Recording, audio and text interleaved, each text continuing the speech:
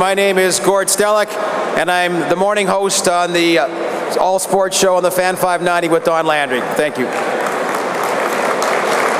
Good evening, ladies and gentlemen. Hi, my name is Gwen Chapman. I'm the host of City TV's All About You. This is a new program that features the best of the African-Canadian community, and I'm pleased to be your host tonight.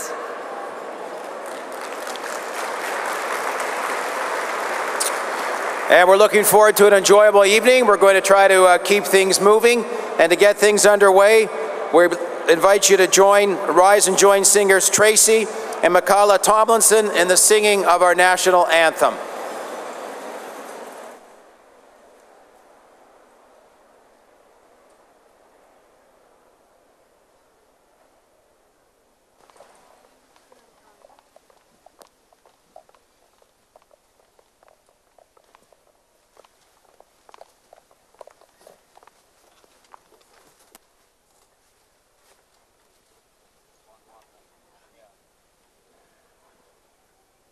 Good evening, everyone. We will now start the Canadian National Anthem. Oh, Canada, our home and native land, true patriot love in all our sons' command. With glowing hearts we see thee rise, the true north, strong and free. From far and wide, O Canada, we stand on guard for thee. God keep our land glorious and free. Oh, Canada, we stand on guard for thee. Oh, Canada, we stand on guard for thee.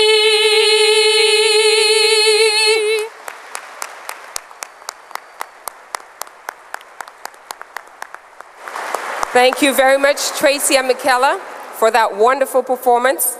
At this time, we'd like to recognize the co-chairs of this year's dinners who have worked tirelessly to make tonight possible.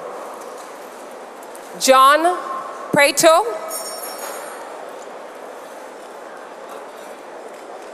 can we give him a round of applause?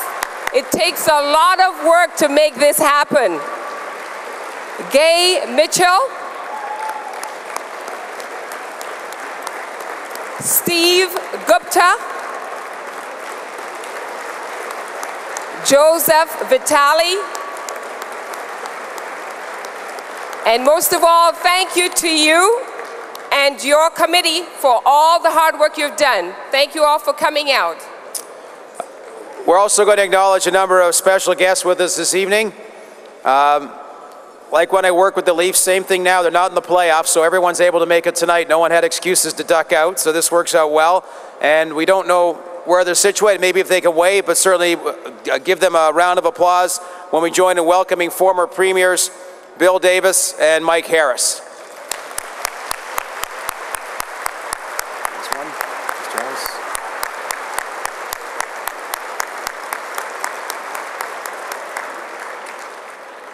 Also, Senators Hugh Segal and Trevor Eaton.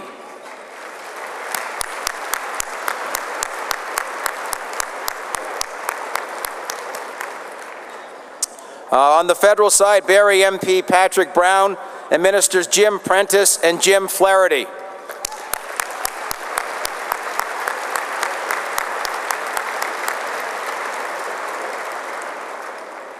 And Chief Sharon Henry Stinson from the Rama Majinaning First Nations.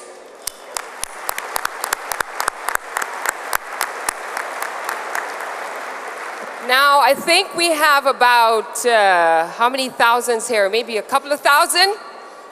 Can I get a real round of applause? Come on, come on, let's get some spunk in here.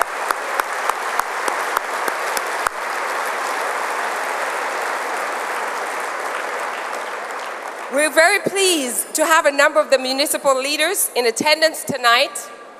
There are so many that it's impossible to recognize each of you individually, but would ask you please if you could rise to be recognized.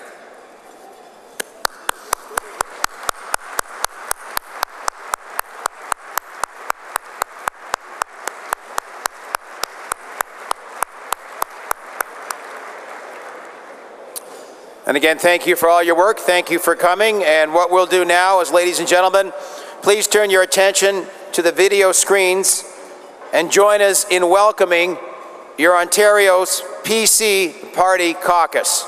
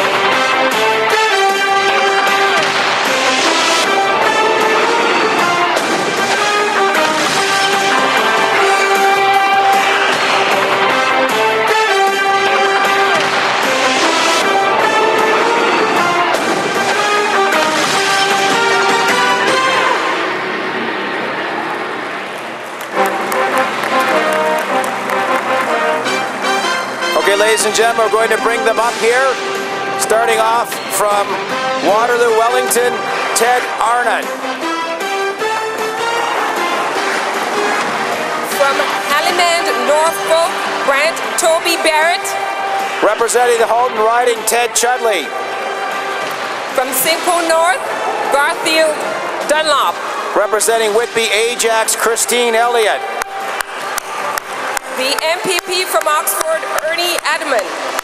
From Erie Lincoln, Tim Hudak. Representing Oak Ridges, Frank Cleese. From Cambridge, Jerry Martignac.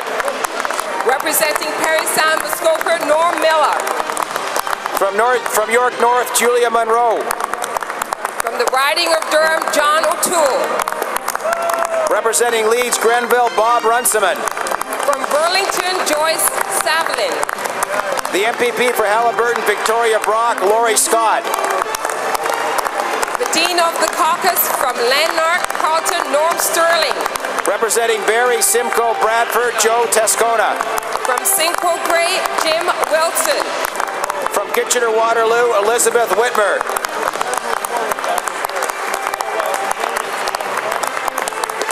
And last, but certainly not least, from Brentford, Pissing Pembroke, John Yakubaski. Ladies and gentlemen, the Tory Caucus.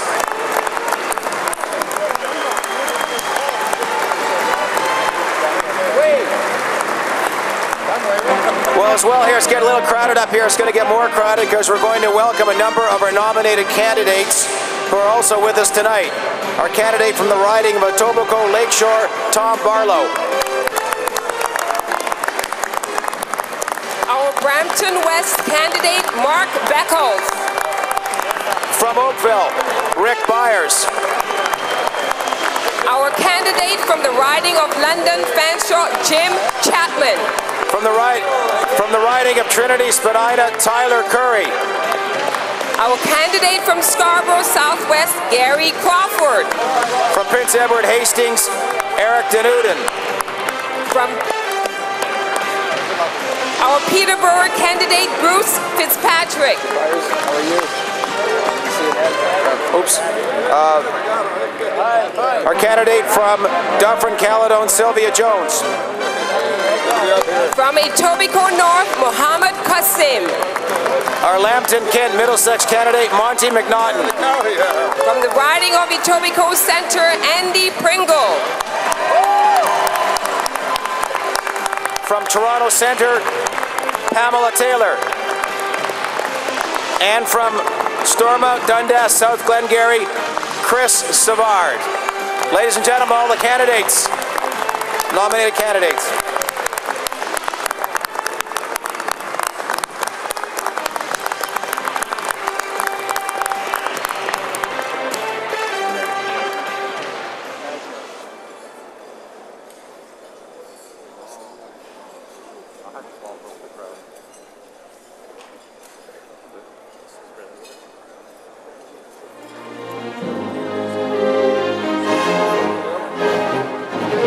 I'm talking about days not too far gone by, where this province was not the little engine that could, it was the big engine that did.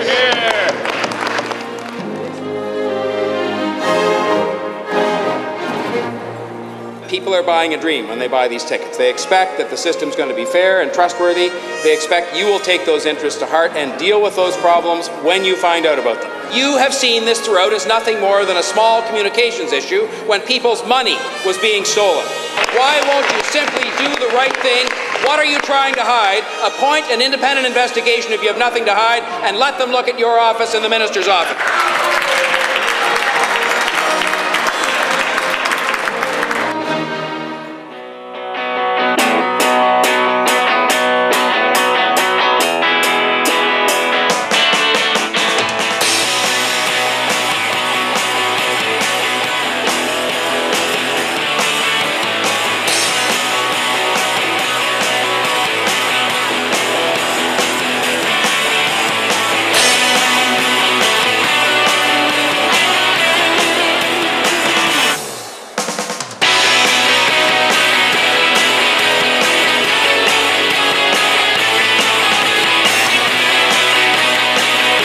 I honestly see no better leader on the horizon.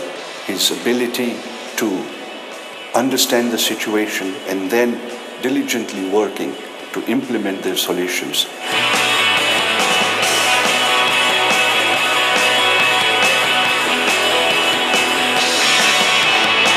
There's way too many job losses, and with John Tory's business background, he is the man to deal with these issues. I've had a discussion with Mr. McGinney in the last 24 hours, and it reconfirmed that I was making the right decision. A large part of the reason why I wanted to run for the PC Party of Ontario was the leader, John Tory. I first worked with John when he asked me to be one of his campaign co-chairs during the mayoralty race. Following that, he asked me if I would be one of the co-chairs for the fundraising for his leadership bid. And then following that success, John asked me if I would chair the PC Ontario Fund. And throughout all these experiences, I've just been incredibly impressed by John's work ethic, his integrity, his desire to make change. In fact, I'm so impressed with him that I'm now a candidate in Etobicoke Centre. He just rolled up his sleeves and said, you know what? I really want to help. I've taken a leave of absence from the Nelson Mandela Children's Fund to join Team Tory. Someone once said that unless your deeds outrun your words, there's no point in running. And when I think of those words, I think of our friend John Tory.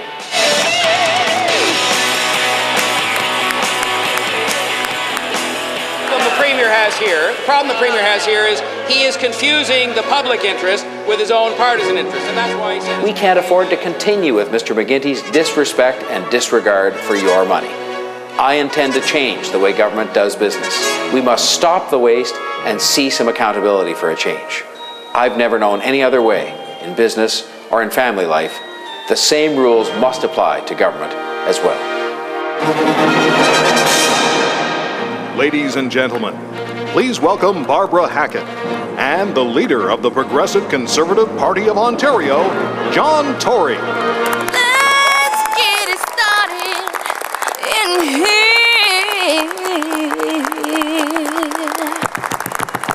And the bass keeps running, running, and running, running, and running, running, and running, running, and running, running, and running, running, and running, running, and running, running.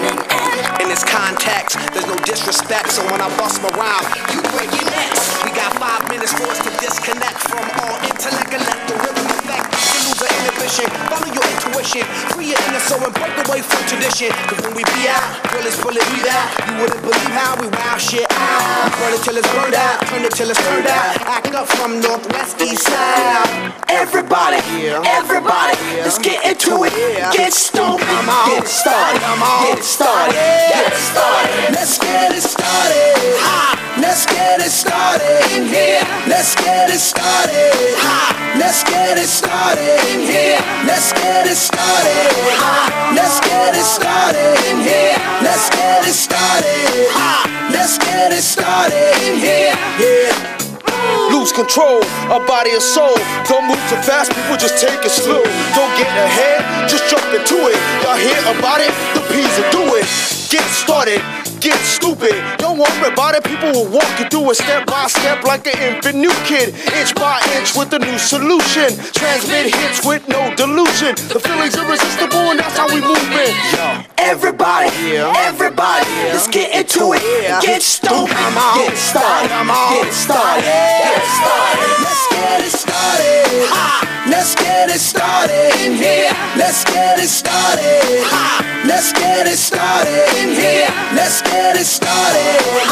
Let's get it started in here. Let's get it started.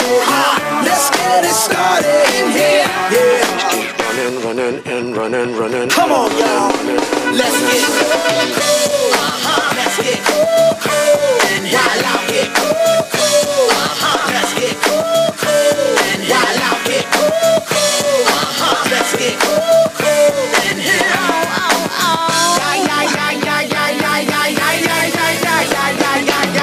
Let's get ill, that's the deal. At the gator will bring the bug-dot drill. Just lose your mind, this is the time. You can't stand still, twist and bang your spine. Just bob your head like me, Apple D. Up inside your club or in your Bentley. Get messy, loud and sick. Your mind fast, normal on another head trip. So come them now, do not correct it. Let's get ignorant, let's get hectic. Everybody, everybody, let's get into it. Get stoked, get it started, get it started, get it started. Let's get it started. Let's get it started in here. Let's get it started. Let's get it started in here. Let's get it started. Let's get it started in here. Let's get it started. Let's get it started in here.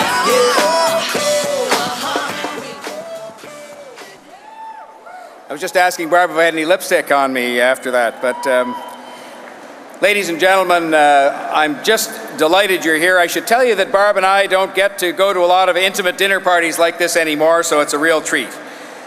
Now, I told Barb this wasn't just any ordinary dinner party, and I'm being serious about this. We worked hard, and we incurred a little bit of extra cost so that we could tell you that 100% of what is on the plate, the beef, the vegetables, all grown right here in the province of Ontario. And I think that's an important message to send.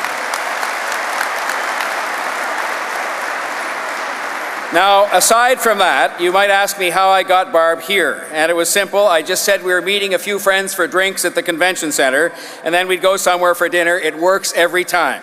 And it works every time. But I'm obviously delighted that she's here. She is the love of my life, and she's my #1 bedrock supporter. I'm also very happy that our eldest son, John, is here with his wife, Melanie. The other kids are off at various schools at considerable expense to the management, allegedly studying. I'm delighted as well that my mother and father, Liz and John Tory, are here together with my one and only very special sister, Jennifer Tory. They're also huge supporters. Jennifer is now a big shooter at the Royal Bank of Canada, and given that we're now operating on a public service salary, I pay more attention to my bankers, and I'm having serious second thoughts about all those times that I pulled her hair when we were younger. So I apologize, Jennifer. I seek mercy from you. Now, ladies and gentlemen, you met here on the stage tonight the men and women of our caucus, to whom I owe so much for the dedication and the service and the advice and the hard work that they put forward each and every day. And you met some of the great new candidates that we're going to bolster the ranks of our team with in this upcoming election. Yeah, please do give them a round of applause. These are people, ladies and gentlemen, some for many years and some for the first time, who've had their courage to put their name on a ballot. And that's important to the well-being of our system and to making sure we have good government in Ontario. Now, one man you didn't meet will also be a PC candidate in the October election, but at my request, he is still sitting as an independent member of the legislature. We thought that was the right thing to do. But I'm delighted that he is here tonight, and I want to introduce to you the present and future member of Provincial Parliament for Mississauga South, Mr. Tim Peterson, who's right over here. Tim, stand up.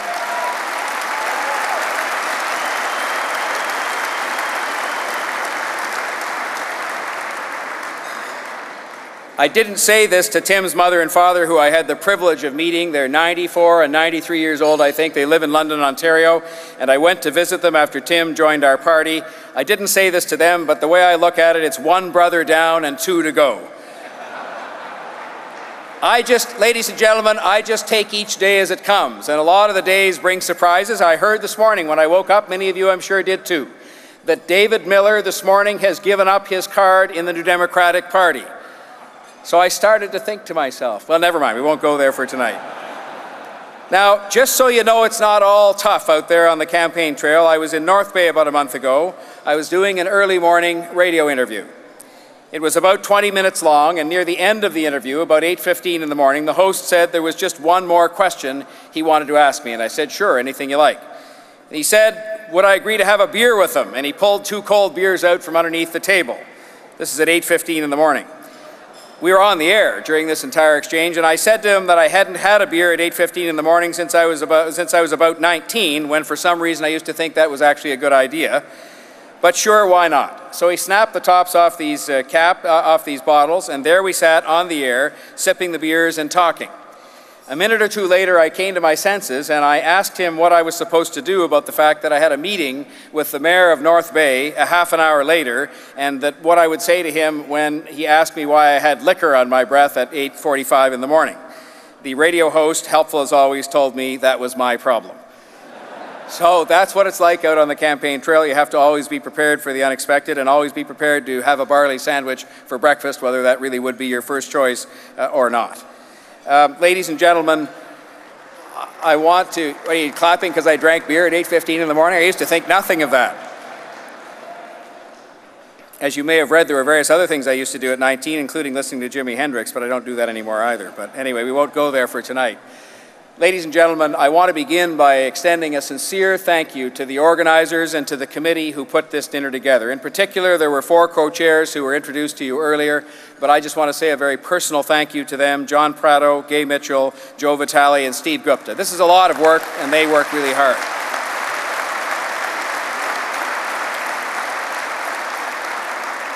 I also want to thank each and every one of you for your personal and for your financial support. It's obviously very important to the party, and I'm most grateful for the fact that you're here. You know, when I became leader of this party 2.5 years ago, our party was $10.6 million in debt. And today, through the hard work and the generosity of Ontarians like you and the people who put this dinner together, the Ontario Progressive Conservative Party is debt-free and is now building its campaign fund.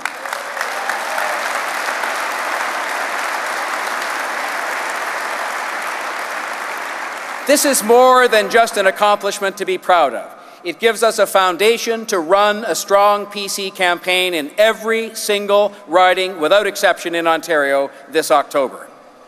Tonight is our opportunity to demonstrate our pride in Ontario, in our diverse communities, in our economy that is still capable of so much, and in our common faith that the past 4 years notwithstanding, Ontario has a very bright future indeed.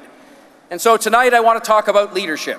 I want to talk about the kind of leadership that it takes to build a better Ontario, because I believe this will be the central issue in the next election. Leadership is more than comparing one person to another, though I will tell you I will put my track record up against Dalton McGuinty's any day.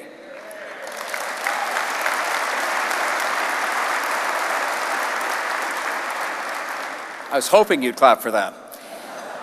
Ladies and gentlemen, it's also about taking stock of the direction in which Ontario is drifting and asking ourselves a very important question: can we do better? I believe we can do better. But ladies and gentlemen, it will not happen automatically, and it won't happen without change. People know leadership when they see it, whether it's at home or at work or on the farm or in the community or anywhere else. There's a common checklist for the qualities that we expect from our leaders. Leaders set an example. Leaders keep their word.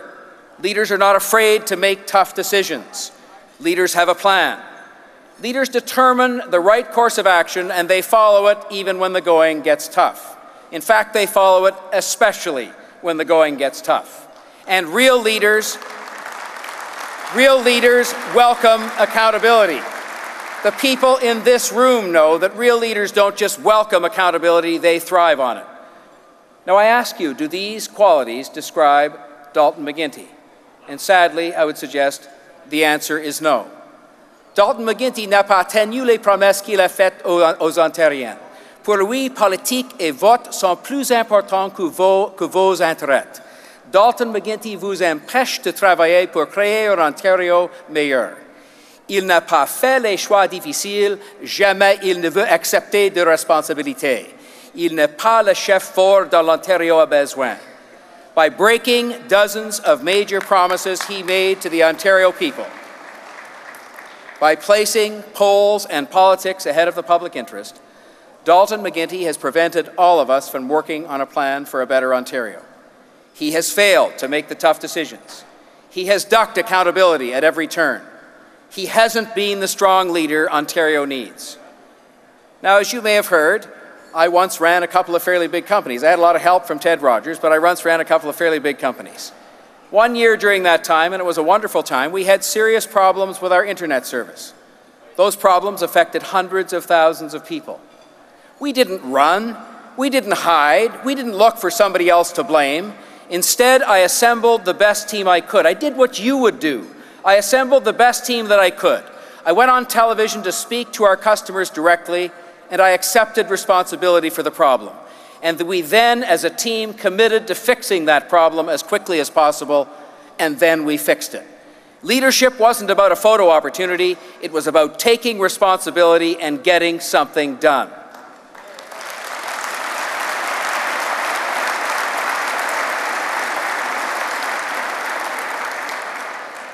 I also had the privilege and the pleasure of serving as the commissioner of a well-known football league during a challenging period in its history, and there's at least 3 of the owners who are here tonight continuing to do that important work for Canada. But you know, when we faced those challenges in the CFL, I didn't blame the players or the previous commissioners. Instead, the team of people we had there, the owners and the players and the management, we pulled together and we made the tough decisions necessary to get that great Canadian tradition back on its feet. Leadership in that case wasn't about explaining a problem away, it was about tackling that problem head on.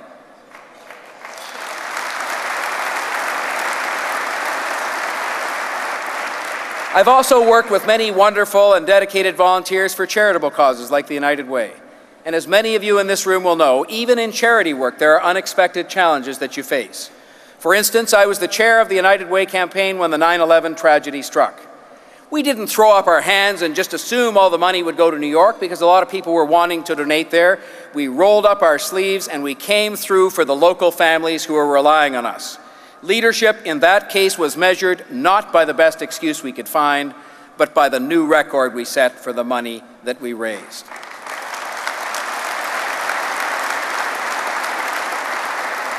Ladies and gentlemen, like many of you, I have learned the important and sometimes hard lessons of leadership. And I am putting my name on the ballot because I want to put those lessons to work in building a better Ontario. The difficulties Ontario faces have not been caused by hard-working farmers or struggling skilled immigrants or seniors who have saved and built their whole lives.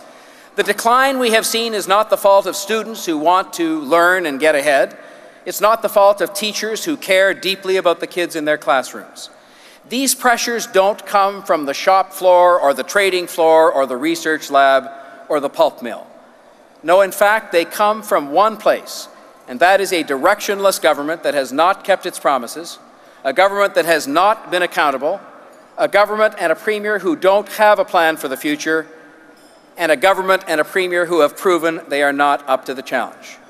Now, unlike 2003, Mr. McGuinty now has a record. And you know what? the record's not good. The massive and regressive health tax, the abandoning of families of children with autism, the coal power plants fiasco, the financial crisis facing our cities and towns, the chaos in our hospital emergency rooms, the despair in Ontario's north, a series of scandals and record of cover-ups. This record includes an approach to the rest of Canada which amounts to little more than blaming the federal government at every turn. Hardly nation-building that. And an unprecedented record of squandered tax dollars and mismanagement and waste. Ladies and gentlemen, these are hardly the examples of the accountability we expect from our leaders. But nowhere is this better illustrated than when it comes to the taxing and the spending of the McGuinty government. We all know the taxing side. Every Ontario taxpayer is now paying new taxes, and record taxes, and relentless taxes, and regressive taxes. And in fact, what we were promised was no new taxes at all. But just as bad as that is the complete lack of accountability on the spending side. Annual spending from a base budget when they started in office, the base budget they started with was $68.5 billion in 2003, 4 years ago. Annual spending has increased by $22.4 billion since Mr. McGuinty took office. The budget this year will be $90 billion, an increase of $22.4 billion.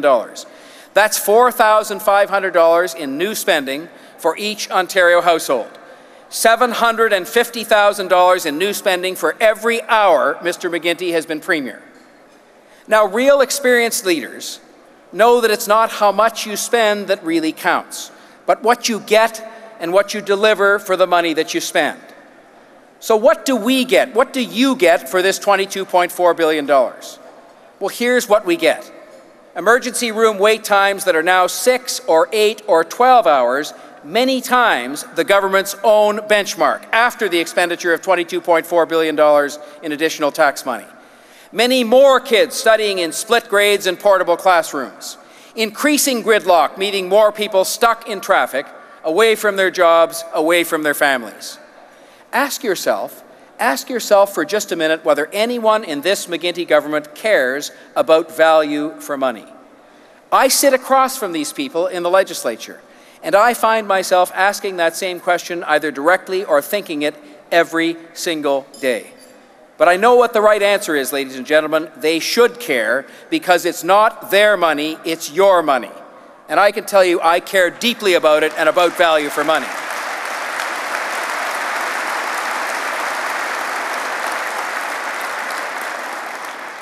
Mr. McGuinty can't possibly care about your hard-earned tax dollars when he spends so much and delivers so little.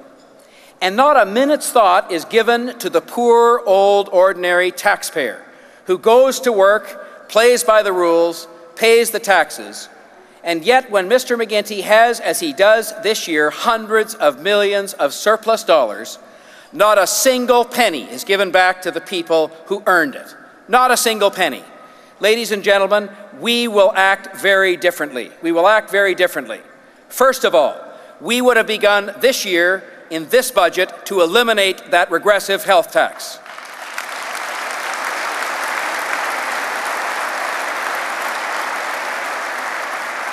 The government's own surplus projections prove Mr. McGuinty's feeble counter-argument to be false. You can invest more in health care and at the same time get rid of this tax. Their own numbers prove it. That's what a real leader will do, and that is what we will do when we are elected to government on October the 10th of this year.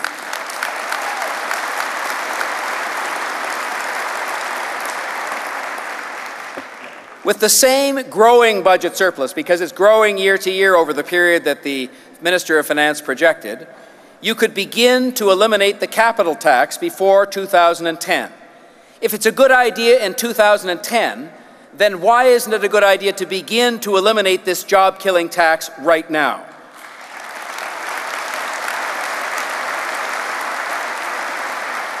If it encourages businesses to modernize and to stay competitive and to protect Ontario jobs, why should we not just be talking about it now? We should be getting on with it. And that's what a real leader would do.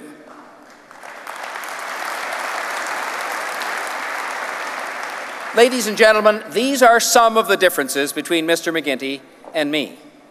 Leadership is not about how you position for partisan advantage. It's about making decisions that make a difference for people and always keeping your eye on the results and making sure that you are obtaining results and obtaining that value for money that I talked about before. For example, Mr. McGuinty and I ask very different questions when we hear that a private clinic is willing to do knee replacements entirely at public expense, paid for with the OHIP card. I ask, are the principles of our single-payer OHIP system being respected?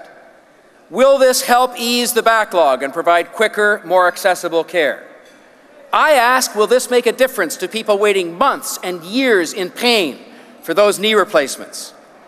Mr. McGuinty and his high-volume health minister, they ask whether there are cheap political points to score. Could they possibly turn a good faith offer into an ideological debate about our healthcare system, even if the result is to make people wait in pain? A real leader would never let crass politics stand in the way of giving people what they need. Quality care.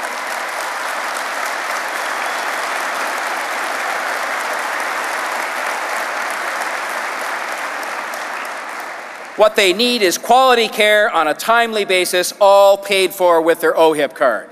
And I can tell you right now, ladies and gentlemen, I will embrace the kind of innovation, the kind of modernization, and the kind of change we need in order to get people better care faster. And that includes, that is worthy of applause because that's what we should be doing. And ladies and gentlemen, it includes using technology to help us spend smarter. That's what a real leader would do. Now, when it comes to Ontario's economy, Mr. McGuinty and I again see entrepreneurs and investors and risk takers very differently. Mr. McGuinty believes they should be taxed and regulated and probably held in suspicion. When taxes or regulations change, often in secret, usually without any notice or consultation, Mr. McGuinty just assumes that people will get over it. To him, businesses are there to be milked. Well, I believe we have to earn investment in Ontario, and we have to earn investment staying here in Ontario, and that means respecting enterprise, and it means respecting the people who put their money and their ideas on the line. Those are the people who create jobs and opportunity for others. I reject milking these businesses.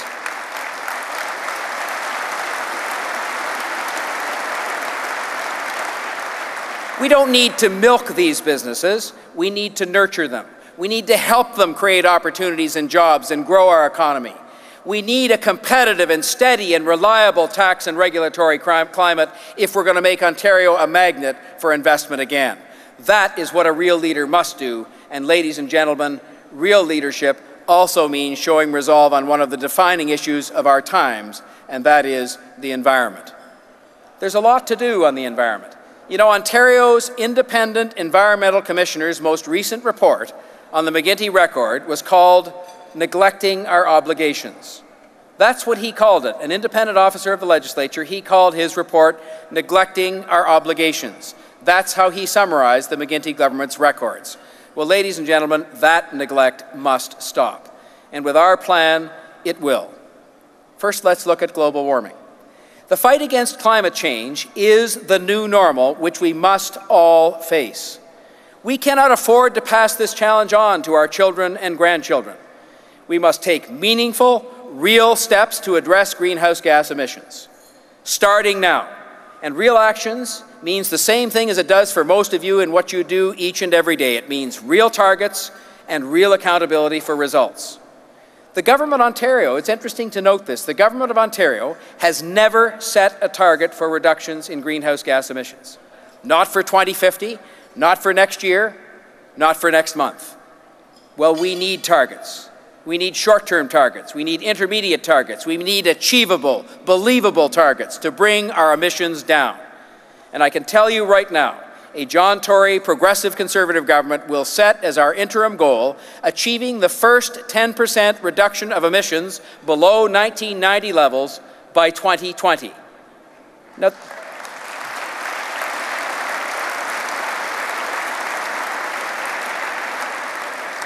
this is a big job. When you think about it, what we have to do is we have to slam the brakes on our current growth in emissions. growth that comes from both our increasing population and our tendency to use more. We would have to turn back the clock to 1990 levels through innovation and through doing all kinds of different things, and that is a big task in and of itself. And then, once we had succeeded in doing that, we have to cut that by 10% by 2020.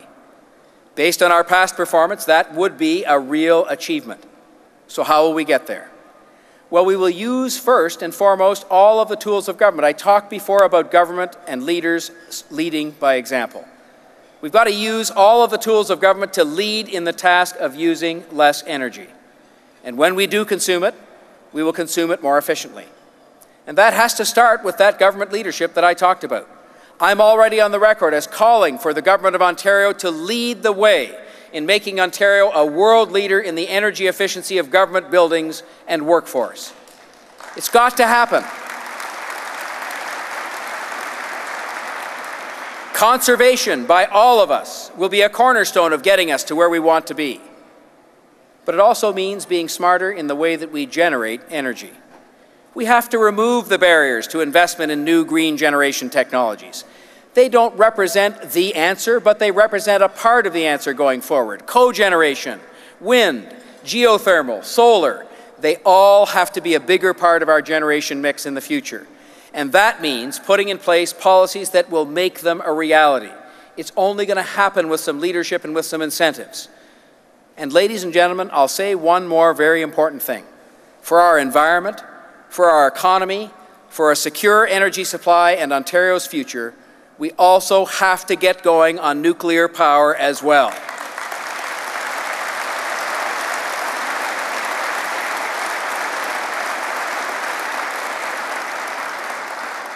You know, others are afraid to talk about this, but while nothing is perfect, Ontario's nuclear power is safe, it is reliable, it is affordable, and it is greenhouse gas free.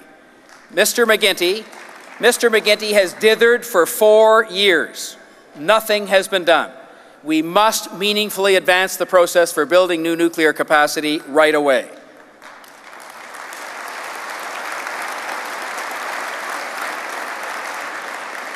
And in the meantime, while we bring new generation of all kinds online, all of the different kinds that I mentioned, independent authorities tell us that we're going to have to be relying on coal for a while yet.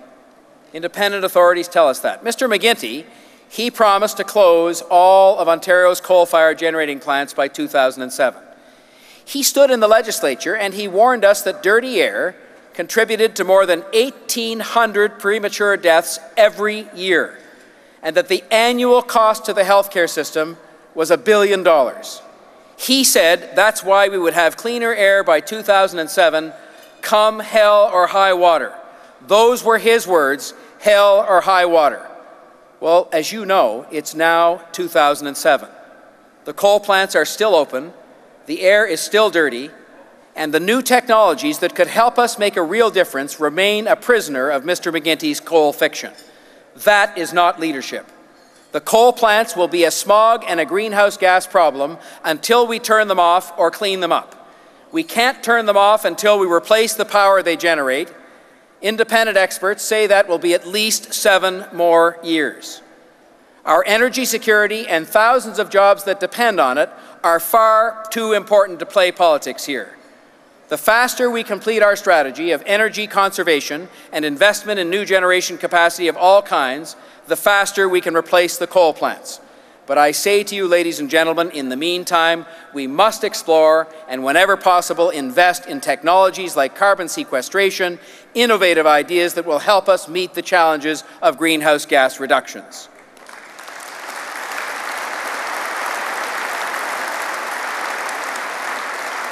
And I will say one more very important thing about this. Until the day comes when we turn those plants off, we must do all that we can to clean them up. It was Dalton McGuinty, no other person, who stated that the dirty air contributed to 1,800 premature deaths every year and $1 billion a year in healthcare costs. By that measure, ladies and gentlemen, I suggest to you it would be irresponsible not to install clean air technology such as scrubbers, at least at Nanticoke, where they could do the most good. At least there. Un vrai chef aurait installé ces apparatures il y a 4 ans. Nous les installerons quand nous serons élus. A real leader would have installed that technology 4 years ago. And when we are elected, that is what we will do.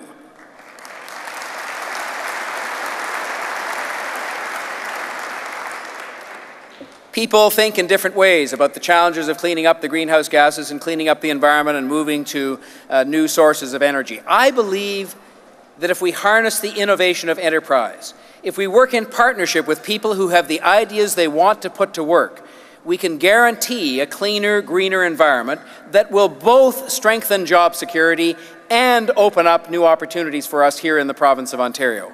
We have to remember that here in Ontario we both drive cars and we make cars. And so I will look at the challenge of meeting our obligations on climate change as both a responsibility and an opportunity. But more importantly than anything else, I will get on with it. It's the kind of practical planning and implementation that I was responsible for every day as a business leader. And so I look at it as something that I know how to do, something that we've simply got to get on with. It's a practical challenge of implementation and planning. Ladies and gentlemen, people often ask me why I want to be Premier. When I'm visiting a business and I hear the management and the people on the shop floor tell me that they're forced to spend more time on government paperwork than they do making their products, I know why I want to be Premier.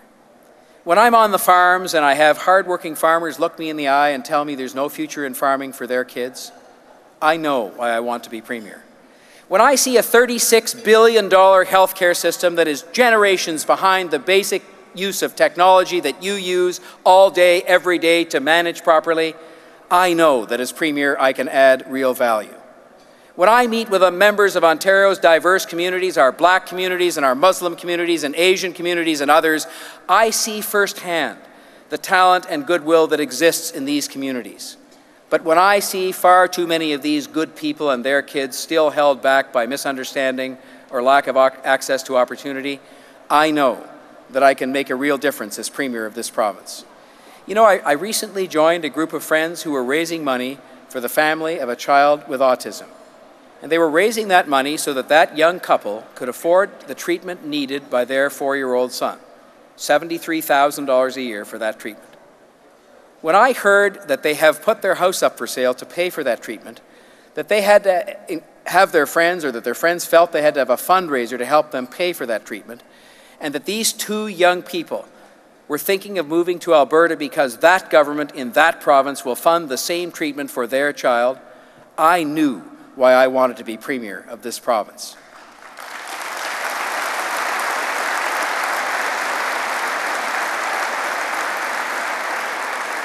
Ladies and gentlemen, I think it's time for a new beginning. A new beginning which puts investment and economic growth and social progress and fairness back at the center of our agenda. A new beginning which addresses, for real, our energy and environmental and healthcare challenges with the kind of can-do spirit that Ontario has always embodied. Il est temps que vous ayez un gouvernement qui vous dise la vérité. Il est temps que vous ayez un gouvernement qui vous fait confiance. Il est temps que vous ayez un gouvernement qui fait ce qu'il dit.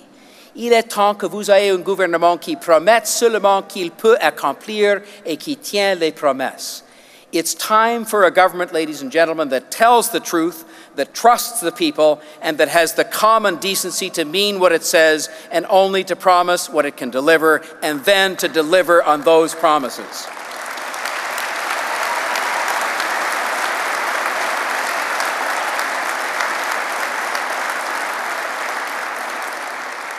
What amazes me, ladies and gentlemen, is that those aren't new rules. Those aren't rules that I had to invent. Those are the same rules that you live your lives by every single day, your family lives, your business lives. They're the same rules by which I did my job as a business and community leader, and those are the values that I would bring to the government of this province. We need new leadership. We need real leadership. We need a new Premier and a new team who can and will make a real difference. Ladies and gentlemen, I am ready to make a difference as Premier. We're assembling, as you could see here tonight, a great team that will be able to make a difference for people. With your help, together, let's get started on building a better Ontario. Thank you very much.